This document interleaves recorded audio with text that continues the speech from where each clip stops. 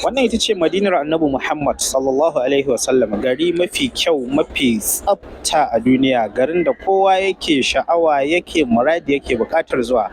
Ya Allah, duk masu son wannan birni na Madinar Annabi Muhammad, Allah ubangiji ka so su, Allah ka ba su damar zuwa wannan birni na Madinar Annabi Muhammad sallallahu alaihi wasallam.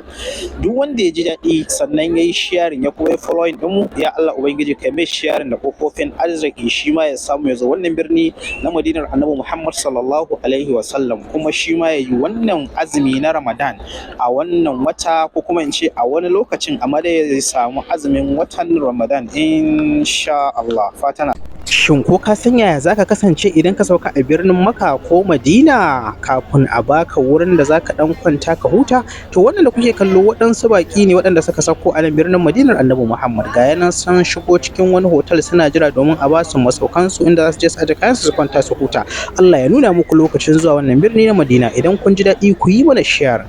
Kun ga wannan mutumin yana ɗaya daga cikin masu gadin gidan aljanna, domin kawai yana gadin rauda Annabi Muhammad. Kai masa salati, kai masa sallama, ka yi mana sharing. Allah ya sa kana da rabon zuwa.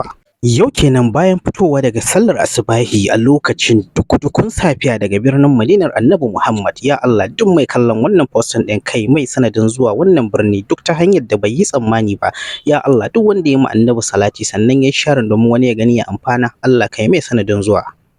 Wannan dabinon gashi nan muna hasko muku shine ajuwan Madina, dabinon da aka tabbatar da manzon Allah sallallahu alaihi wasallam shi ya shuka sa da hannunsa mai albarka.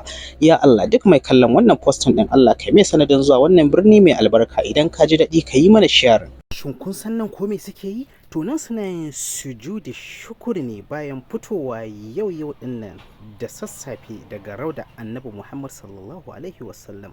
Kai masa salati, kai masa sallama, yana ji, Allah zai ba su iko ya ansa maka. Allah ya kawo ka kai mana share.